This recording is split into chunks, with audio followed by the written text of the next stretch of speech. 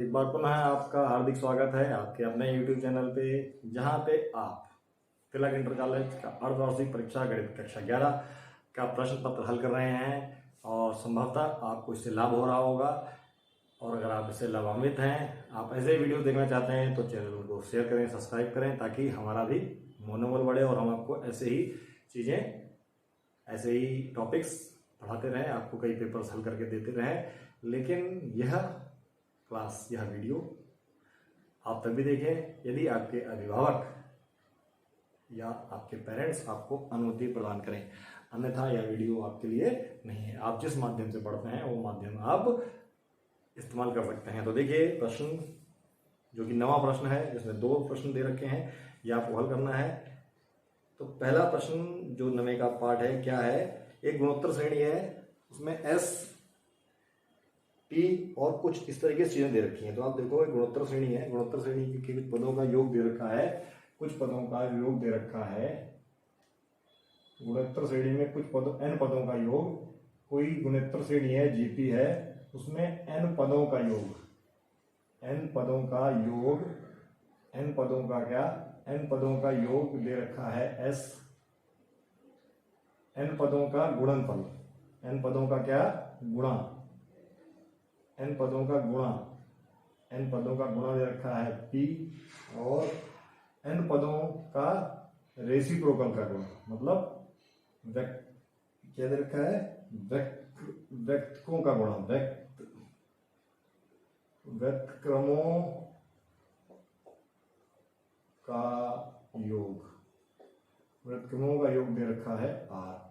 और आपको एक रिलेशन निकालनी है, एक रिलेशन निकालनी है। वो रिलेशन क्या है, वो रिलेशन में भी लिख देता हूं मैं, p की घात 2 r की घात n और s की घात भी n।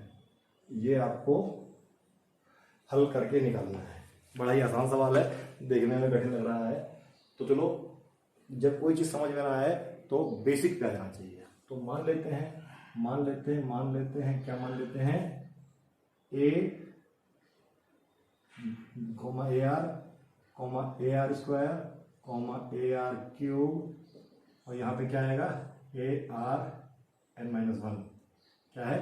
क्या है, एक जीपी है, क्या है, जीपी है, मान लिया हमने, माना, लेट ए आर, और ये क्या है, एक जीपी है, दिस इज जीपी। ए क्या है, जहां पहला पद क्या है, पहला पद हमारा ए है। अच्छा, सार्वनुपात हमारा आर है, और एनवा पद क्या है, ये आप नोट करते रहिए ताकि मैं बाद में जगह बना सकूं, ठीक है। ये हमको दे रखा है, तो अब आप अगर देखें प्रश्न के अनुसार, ये सवाल मैंने लिखा, आपको इसी तरह लिखना चाहिए। उसके बाद ये हमने माना, प्रश्न में पहली कंडीशन दे रखी है कि अगर मैं एसएन निकालता हूं, एसएन प्रश्न अनुसार एसएन निकालता हूं, एसएन क्या होता है, एसएन का फॉर्मूला ये तो है, ए 1 माइनस, यही फॉर्मूला है, लेकिन इसका मान कितना दे रखा है भाई, जहां पे ए पहला पद है, ठीक, ए पहला पद है, आर सार्वनुपात है, एन नंबर ऑफ पद है, यही फॉर्मूला होता है। ये दे रखा है एस के बराबर, तो ये मान दे रखा है, एस का मान दे रखा है एस के बराबर, ठीक। ये हमारे पास एक इक्वेशन है, और इसको अगर आगे हल करना पड़ेगा तो हम आगे हल करेंगे। यहाँ पे इसको यहाँ पे छोड़ सकते हैं, एस का मान निकाल लिया हमने। क्या तरीका रहेगा हमारा, हम एस का मान, पी का मान, आर का मान निकालेंगे और फिर देखेंगे क्या कंडीशन बनती है। तो अच्छा, ठीक है। अब मैं पहली कंडीशन मैंने निकाल ली, अगर मैं दूसरी कंडीशन निकालता हूं, पी क्या है, पी हमारे पास क्या है, सभी पदों का गुणनफल,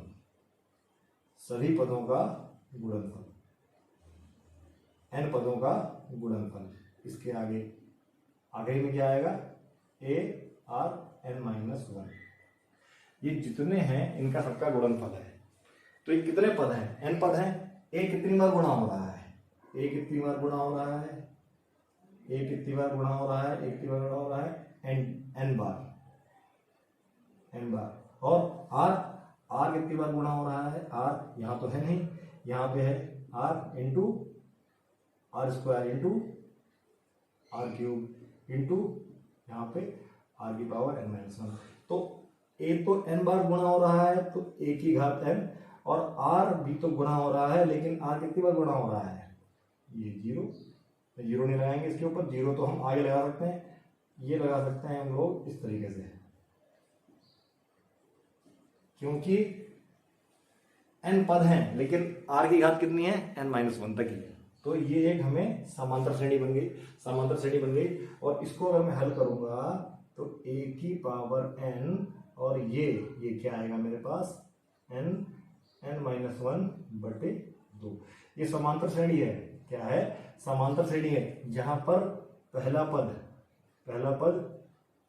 मैं ऐसे लिख देता हूँ, पहला पद 1 है और सार्वनुपात लिख देता हूँ, ओके, ये हम लिया हुआ है। अच्छा, जहां पे पहला पद 1 है और सार्वंतर क्या है, 2 - 1 बराबर 1 है, तो मैं अगर SN का फॉर्मूला लगाता हूँ, कितने टर्म है, n-1 टर्म है, बटे 2 गुणा 1 प्लस कितने टर्म है, n-1 पद है ना, तो यह क्या हो जाएगा, n-1 ठीक है, और क्या है गुणा 1, तो क्या हमारे पास निकल के आया, n-1 अंदर, ये हो गया 2 से 2 कट गया, क्या आ गया, यही तो मैंने लिखा हुआ है, p का मान भी मैंने निकाल लिया है, ये मान हो गया मेरा s का, ये मान हो गया मेरा p का, ठीक है, ये मान हो गया मेरा p का। हमें पूर्व करना है और जगह बनाते हैं, तो जगह बना दी हमने। अच्छा, जगह बनाई, अब देखो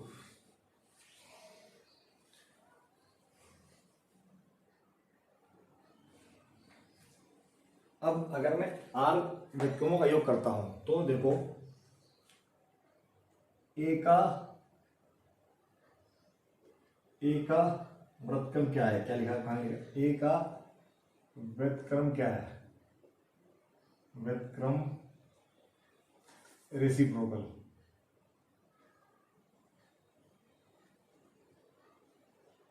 a का व्युत्क्रम क्या है, a/a 1/a। ए आर का व्युत्क्रम क्या है, a/ar। ए आर स्क्वायर का व्युत्क्रम क्या है, ऐसे ही ARn- का क्या है, ठीक है। और अगर मैं इसको जोड़ देता हूँ, क्या जोड़ दूंगा, इधर को जो इसके व्युत्क्रम को जोड़ देता हूँ तो क्या जुड़ेगा, 1/a plus 1/ar plus 1/ar square, यहाँ पे 1/r³ भी आएगा, जो कि मैंने यहाँ नहीं लिखा है लेकिन आएगा तो है, कहाँ तक आएगा, a/arn-1, और ये क्या आ जाएगा, ये किसके बराबर है, ये बराबर है मेरा r के, ये तो दे रखा है, a के व्युत्क्रम का योग, इसके व्युत्क्रम का योग, इसके व्युत्क्रम, सबके व्युत्क्रम का योग क्या है, r है, ये गिवन है, r भी हमारा फीचर्स में आने लगा। अब देखो क्या जो ये सीरीज है, क्या एक जीपी नहीं बन गई है, ये जीपी बन गई है, जिसका पहला पद 1/r है और सारानुपात, इस सीरीज का सारानुपात क्या होगा, दूसरा पद इसका बटे क्या हो जाएगा, a/r, इसका सारानुपात क्या हो जाएगा, 1/r, क्या हो जाएगा, 1/r। तो इसका मतलब इस फॉर्मूले के हिसाब से अगर मैं पहला पद रखूं, क्या r बराबर क्या हो जाएगा, r तो ये आ गया, पहला पद आ गया 1/a। अच्छा, अब क्योंकि r मैंने यहाँ पे ऐसे लिया है, तो अगर ये r मैंने यहाँ पे मान लिया 0 से बड़ा है, 1 से बड़ा है, तो 1/r ये तो 1 से कम होगा, ये तो 1 से कम होगा। ठीक है, अगर ये यहाँ पे, लेकिन मैंने ये वाला फॉर्मूला लगाया है तो मैं इसको क्या लूंगा छोटा, या फार्मूले में पढ़ना, इसको मैं लूंगा बड़ा। ये आपने जब फॉर्मूले पढ़े हैं तब आप पढ़ना। अगर ये बड़ा है तो ये छोटा है, और ये छोटा है तो ये बड़ा। तो क्योंकि मैंने ये वाला फॉर्मूला लिया है तो मैं मान के चल रहा हूँ ये 1 से छोटा है तो ये 1 से बड़ा होगा। 1 से बड़ा होगा तो इस बार मैं क्यों बता रहा हूँ, क्योंकि यहाँ मैंने 1 माइनस आर की पावर एन लिया है, यहाँ पे मुझे ये लेना पड़ेगा।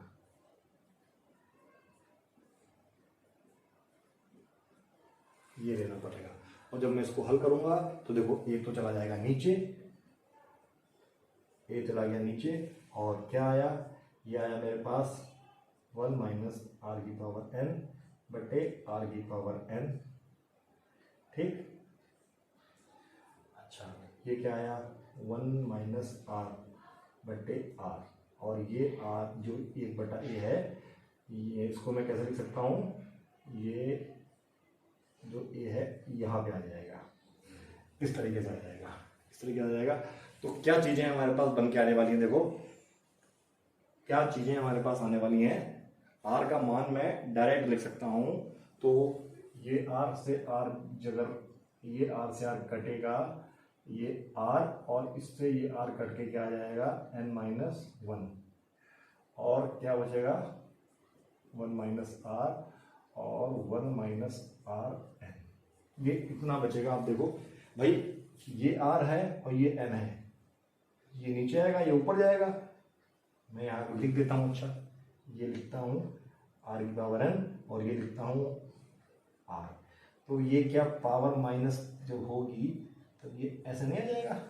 अच्छा, अब मेरे पास एस का मान है, मेरे पास पी का मान है, मेरे पास आर का मान है।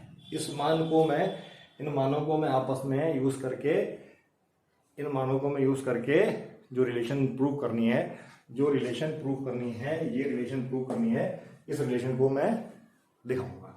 तो क्या मैं दिखा सकता हूं, तो क्या मैं दिखा सकता हूं, क्या मैं डालूं, क्या कहाँ पे जगह बनाई जाए, पहले एक बार नोट कर लो, फिर मैं जगह बनाता हूँ। ठीक है, फिर मैं जगह बनाता हूँ, और मैं जगह यहीं पे बनाऊंगा, इसी को मिटा के जगह बनाता हूँ। ठीक, यहीं पे जगह बनाऊंगा। अब देखो जो ये आर है, ये आर है, अगर ये आर आपने देख लिया, ये आर आपने देख लिया, इस आर में अगर मैं ऊपर नीचे ए का गुणा करूं, ऊपर नीचे ए का गुणा करूं, कर सकता हूं, तो मेरे पास क्या आएगा, देखो मेरे पास क्या आएगा, आर बराबर ए 1 माइनस आर एन, ये आ गया। ठीक है, और बटे 1 माइनस आर, मैंने इस पूरे इक्वेशन से ये चीज निकाल ली। अब बचा क्या यहाँ पे, यहाँ बचा तो क्या बचा, यहाँ बचा मेरे पास ए का स्क्वायर और एन माइनस 1। देखो ठीक है, अब क्या जो ये चीज है हमारे पास, ये मान है, जो ये मान है, जो ये मान है, क्या ये एस के बराबर नहीं है, क्या ये एस के बराबर नहीं है, क्या एस के बराबर नहीं है, तो मैं क्या इसको लिख सकता हूं, आर बराबर एस, और ब्रैकेट में क्या बचा हमारे पास, ए स्क्वायर। देखो आर और एस तो नजर आने लगे, आर और एस तो नजर आने लगे। ठीक है, आर और एस तो नजर आने लगे। अब मुझे पी लेके आना है, तो अब आप ये देखो, जो ये इक्वेशन है, ये इक्वेशन है, अगर मैं इसमें क्या करूं, इसमें अगर मैं इस इक्वेशन में मैं अगर स्क्वायर कर देता हूं, मैं क्या कर देता हूं, स्क्वायर कर देता हूं, तो क्या ये इक्वेशन, दोनों तरफ मैंने वर्क कर दिया, दोनों तरफ मैंने वर्क कर दिया, वर्क करने पे यही इक्वेशन मिलेगी, दोनों तरफ वर्क कर दिया, दोनों तरफ वर्क कर दिया, यही इक्वेशन मिलेगी। दोबारा से जगह काम है इसलिए मैं लिख नहीं रहा हूँ, सुनने की कोशिश करो। मैंने वर्क कर दिया, यही क्वेश्चन मिलेगी। उसके बाद अगर अगर मैंने क्या कर दिया,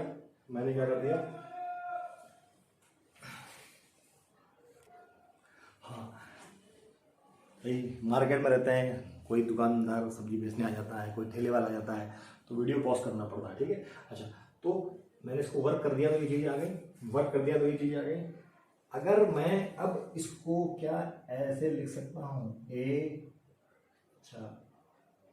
स्क्वायर आर की पावर n माइनस 1, ये वाला n बाहर ले सकता हूँ, क्या ले सकता हूँ, बिल्कुल ले सकता हूँ। ये आपको क्लास 8 में पढ़ाया जाता है, ठीक है। दोबारा से ये मैं पेपर सॉल्व कर रहा हूँ। अगर आपको कंप्लीट पढ़ना है तो आपको मुझे बताना पड़ेगा। मैं यूट्यूब के माध्यम से धीरे धीरे जो भी डाउट है आप मुझसे पूछें, मैं आपको बताऊंगा और अच्छी क्वालिटी इंप्रूव करूंगा।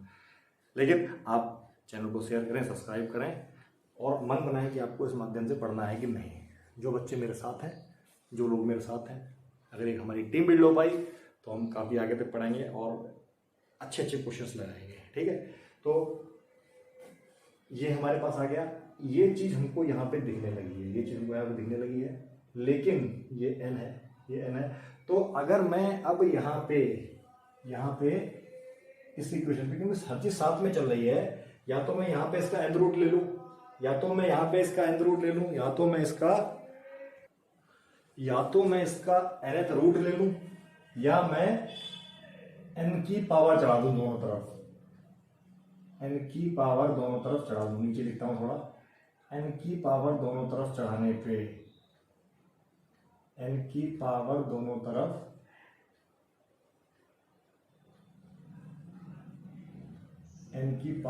तरफ चढ़ाने पे क्या आ रहा है, कटा तो नहीं, हाँ बिल्कुल आ रहा है, n की पावर दोनों तरफ चढ़ाने पे। अच्छा, ये पावर n के ऊपर भी चढ़ेगी और हर के ऊपर भी चढ़ेगी। क्या मैं इसको इस तरीके से लिख सकता हूँ,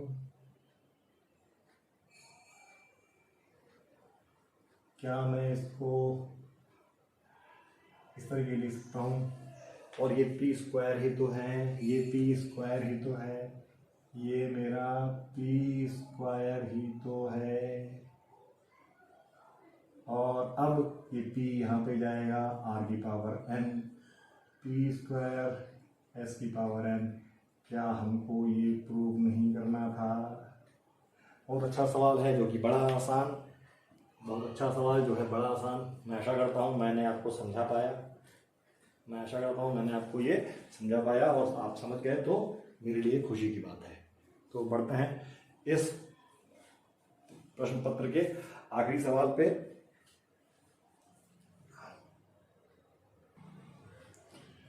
आप अपने स्क्रीन पे ये सवाल देख सकते हैं, आपकी स्क्रीन पे ये सवाल है और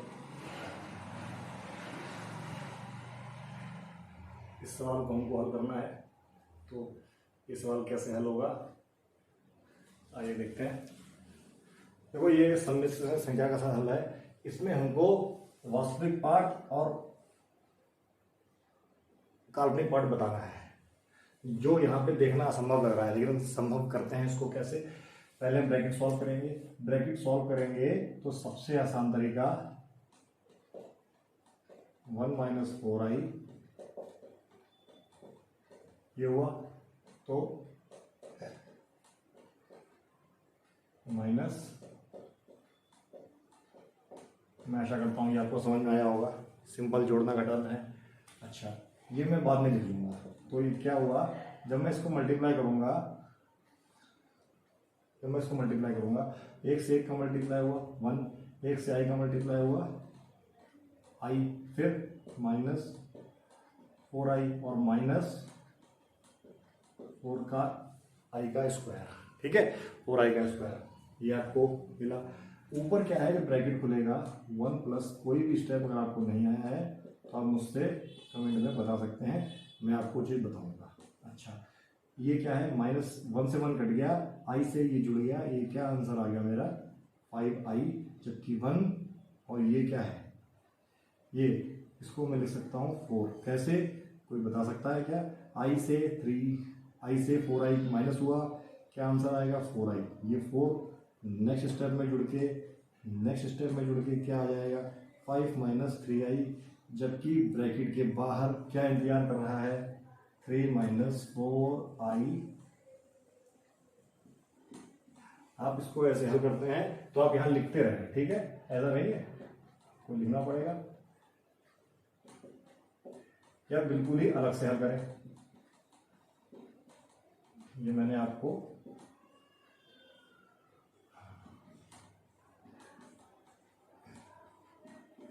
ये आपके पास यहां तक आ गया। अब ये क्या था, ये चीज क्या है, मेरे पास था माइनस का 4i² और i² को मैं लिख सकता हूं -1 जो कि होता है 4। तो इस चीज की हम बार बार यहाँ पे यूज करने वाले हैं, कि जो ये 4i² था इसकी जगह मैंने 4 कैसे लिख दिया और 4 इसमें जुड़ के 5 बना दिया, जबकि बाकी चीज तो आपको पता ही है, ठीक है। सम्मिश्र संख्या में सम्मिश्र हिस्सा आपस में ऐड होता है या गुणा अंतर करता है, और वास्तविक हिस्सा अपने आप जुड़ता और घटता है।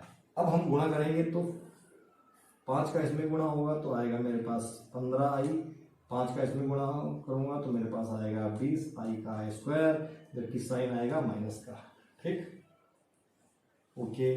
अब मैं इसमें गुणा करूंगा 5 गुणा 5 25, 5 का i में गुणा किया 5i, -3 इसमें गुणा करके -15i बनाता है, जबकि ये क्या बनाएगा मेरे पास -3i का स्क्वायर। अब आप देखो, जिस प्रकार मैंने इसको 4 लिखा था, क्या मैं इसको 20 लिख सकता हूं? तो मेरे पास क्या आ जाएगा 15 plus 20, 15i plus 20, 15i plus 20 आएगा कि नहीं आएगा, 15i प्लस 20 आएगा कि नहीं आएगा।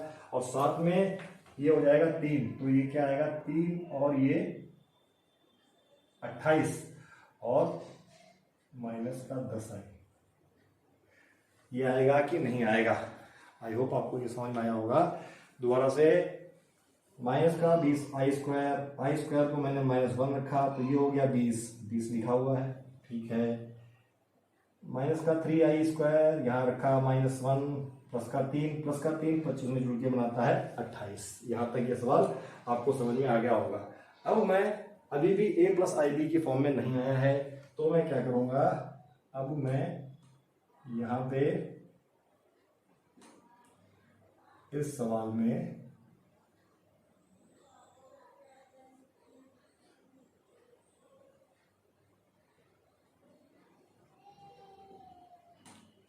इसके कॉन्जुगेट का मल्टीप्लाई करूंगा। किसका मल्टीप्लाई करूंगा? इसके कॉन्जुगेट का मल्टीप्लाई करूंगा ऊपर नीचे, जिससे कि नीचे से हम आई हटा सकें, तो इसके कंजुगेट का मल्टीप्लाई करेंगे तो जिससे क्या आएगा मेरे पास आएगा 28 का स्क्वायर ए माइनस बी ए प्लस बी, और माइनस की प्लस -10i का स्क्वायर। इसी को हल कर लेते हैं। 28 का क्या होता है 784, याद होना चाहिए आप लोगों को। और ये हो गया मेरे पास 100i का स्क्वायर। अच्छा, 100i को हम दोबारा से क्या लिख देंगे, इसको 100, तो ये हो जाएगा मेरा 884। भाई इसको मैं क्या लिख सकता हूँ, दोबारा से i को लिखूंगा, मैं क्या लिखूंगा, i को मैं मिटाऊंगा, तो -1 i की जगह क्या लिख दूंगा, मैं i की जगह लिख देता हूं मैं, वरना आप लोग दोबारा से कंफ्यूज आ जाएंगे। ये रहा माइनस, और इसकी जगह मैंने लिख दिया -1, माइनस प्लस हुआ। अब की बार डायरेक्ट लिख रहा हूं, क्या लिख रहा हूं 884। तो अब आगे मल्टीप्लाई करते हैं।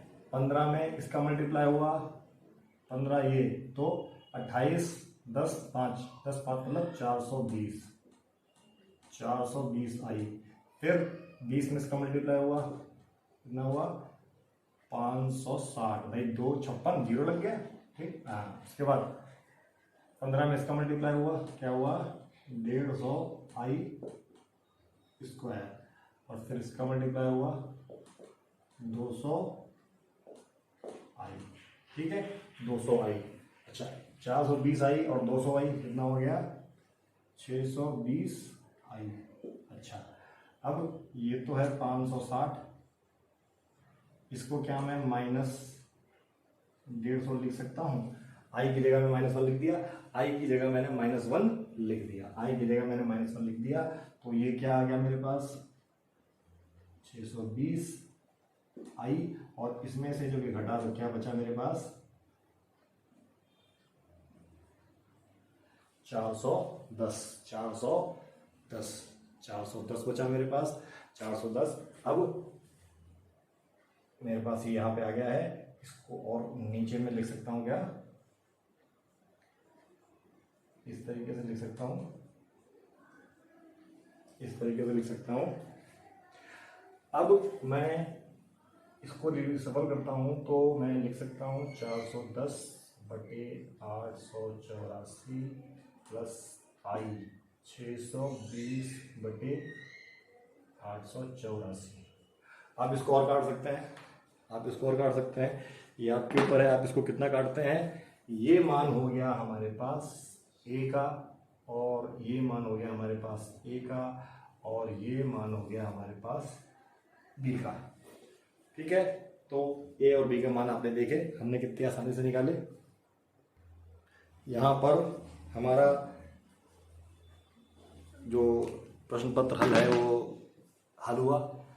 मैं आशा करता हूँ आपको समझ में आया होगा, और अगर आप इस माध्यम से पढ़ना चाहते हैं तो आप इस तरीके से इस वीडियो को शेयर कर सकते हैं, सब्सक्राइब कर सकते हैं, और आपको बता सकते हैं, जिससे हमारी एक टीम इकट्ठा हो और हम भविष्य के लिए अपने आप को तैयार कर सकें।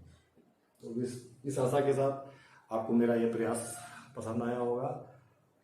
हम मिलते हैं नेक्स्ट क्लासेस में, लेकिन वो क्लासेस अगर ऑनलाइन होती हैं तो काफ़ी अच्छा रहेगा। धन्यवाद।